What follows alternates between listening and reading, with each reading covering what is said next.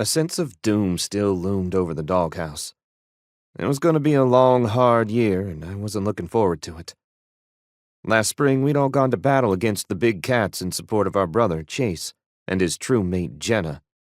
Jenna was a panther shifter, and her father an elitist prick hell-bent on killing Chase. No way any of us would have let that happen. In the end, the dogs won, but at a great loss. Matt Williams had been my roommate, my fraternity brother, and my friend.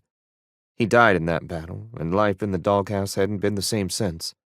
I was still a proud brother of Delta Omega Gamma, but the sadness of the place was hard to take. Senior year, finally. Just 2 more semesters and I was out of there. When Chase moved off campus with Jenna, I moved into his room. I couldn't handle staying in mine knowing Matt was never going to return. It was too much to bear. There were too many memories and too much sadness. I had stuck around campus through the summer, figuring it was better to deal with it all alone than being inundated with sympathy back home. And while I was happy to have my boys back, I was already feeling overwhelmed by the constant chatter of my new roomie, Chad. Chad was an interesting character.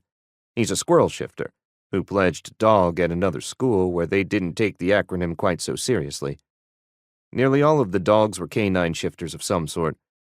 But then Matt had shown up, a rebel jaguar shifter determined to hold his own with the big dogs. Now he had Chad, the squirrel. That kid talked more than anyone I'd ever known, and his habit of hiding chips throughout his half of the room was downright annoying at times. Still, he was a pretty cool kid. I'd never have believed a squirrel could be that badass. Seeing him fight in the battle for Chase had been a unique, eye-opening experience. His transition since his arrival had been the talk of the school. Heck, it even trumped the Chase and Jenna saga.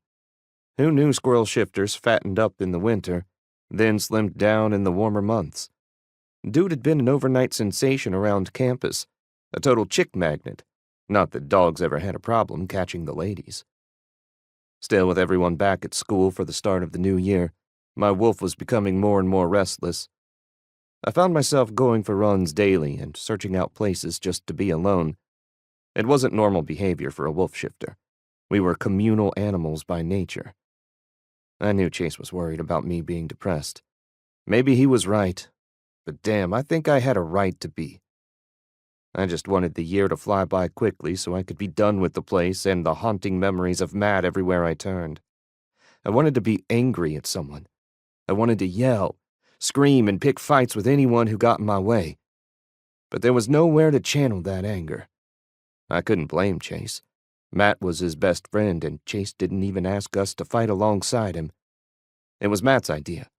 He had insisted we stand up next to our friend or die fighting, and he'd done just that.